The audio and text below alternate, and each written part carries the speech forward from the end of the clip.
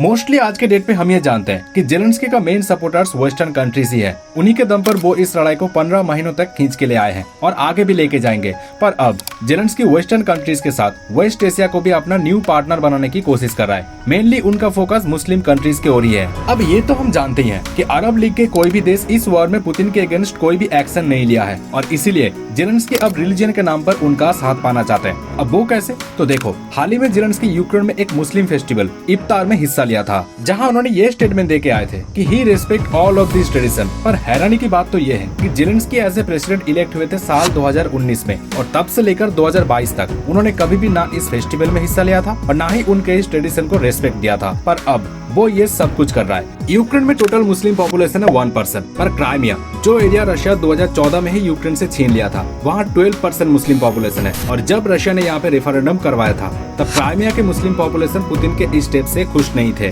और अब जेलेंस्की इन्हीं सब मुस्लिम पॉपुलेशन को टारगेट किया है रशियन सोल्जर से लड़ने के लिए। और इसके अलावा कुछ दिन पहले ही जेलेंस्की गए थे सऊदी अरब लीग का हिस्सा बनने के लिए। जेलेंस्की को देखो, अरब लीग से दो चीजें चाहिए, एक तो उनका सपोर्ट और दूसरा ओपेक प्लस कंट्रीज के लिस्ट से रशिया को बाहर निकाल देना, क्योंकि आज भी रशिया सैंक्शंस के बावजूद अपने क्रूड ऑयल बेच रहा है और इसी के दम पे यूक्रेन में ताबड़तोड़ हमला भी कर रहा है। अब जेलेंस्की ने कोशिश तो खूब किया था पर उनको खाली हाथे लौटना पड़ा, क्योंकि अरब लीग के कोई भी देश रशिया के खिलाफ नहीं गए और वो कभी जाएंगे भी नहीं, क्योंकि इस लड़ाई की वजह से ग्लोबली ऑयल का कीमत बहुत ही बढ़ गया है, जो उनको और भी फायदा पहुंचाया है। तो क्यों वो रशिया के खिलाफ जाते? जेलेंस्की गए थे अपने फायदे के लिए उनसे हाथ मिलाने के लिए, पर उनका फायदा रशिया के साथ देने में ही है।